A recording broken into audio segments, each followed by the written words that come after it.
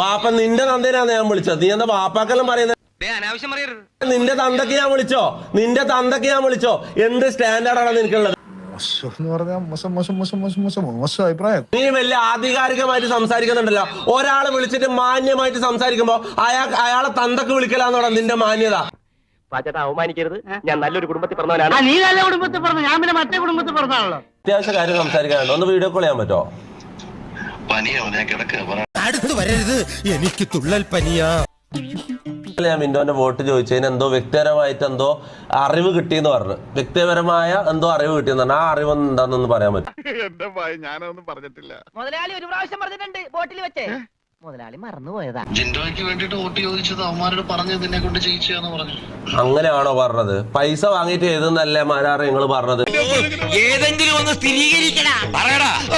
പൈസ വാങ്ങിട്ടെന്ന് പറഞ്ഞാൽ നീ അവരുടെ കയ്യിൽ നിന്ന് പൈസ മേടിച്ചെന്ന് അവരുടെ PR ടീമാ പറഞ്ഞത്. ആര് പറഞ്ഞു? PR ടീമിൽ ഒരാളെ പേര് പറയൂ. അതായത് മറ്റേ ഇതല്ലടാ. നിങ്ങളോട് പറഞ്ഞു ഞാൻ പൈസ വാങ്ങിയെന്ന്. ജിൻഡോന്റെ PR ചെയ്യാൻ വേണ്ടി ഞാൻ പൈസ വാങ്ങിയെന്ന് വിനു പറഞ്ഞു. ചോദിച്ചതിന് ഉത്തരം പറയടാ. നീ ഏത് തെളിവിന്റെ അടിസ്ഥാനത്തിലാണ് ഞാൻ പൈസ വാങ്ങിയെന്ന് പറഞ്ഞു? മേലെ ആകാശവും താഴെ ഭൂമി എന്നും പറഞ്ഞ് രണ്ടും കൽപ്പിച്ചടക്കുന്നതിനാണ് ഞാൻ. പനിയായിട്ട് നീ വീഡിയോ ഇട്ടല്ലോ. അനുമോൾക്കുള്ള PR നല്ല വൃത്തിയായിട്ട് ചെയ്തല്ലോ.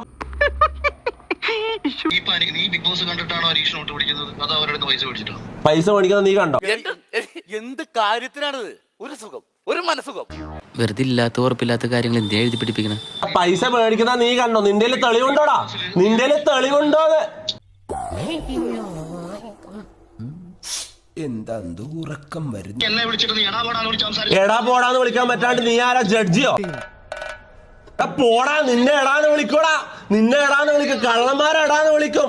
കള്ളത്തരം പറയുന്നവരെ എടാ പോടാന്ന് വിളിക്കും. സൂക്ഷിച്ച് സംസാരിച്ചില്ല എന്റെ വിധമാറും. ആളാരെന്നൊന്നും ഞാൻ നോക്കൂല. Mind your words, okay? ഒന്ന് പോയേ. ആരാ ഇയാള്? പോലെ ബിഗ് ബോസിനെതിരെ പറഞ്ഞിട്ട് ബിഗ് ബോസിൽ പോയിട്ട് ഊമ്പിയിട്ടില്ല. മനസ്സിലായടാ? ഞാനാണ് നിന്റെ കണ്ടന്റ്. അതുകൊണ്ടാണ് നീ എടാ ഫീൽഡ് ഔട്ട് ആയ നീ എങ്ങനെയാടാ എന്റെ കണ്ടന്റ് ആവുക? ഞാനല്ലടാ നിന്റെ കണ്ടന്റ്.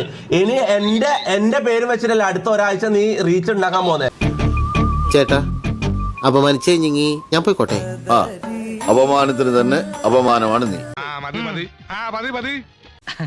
എന്നാ വരട്ടെ.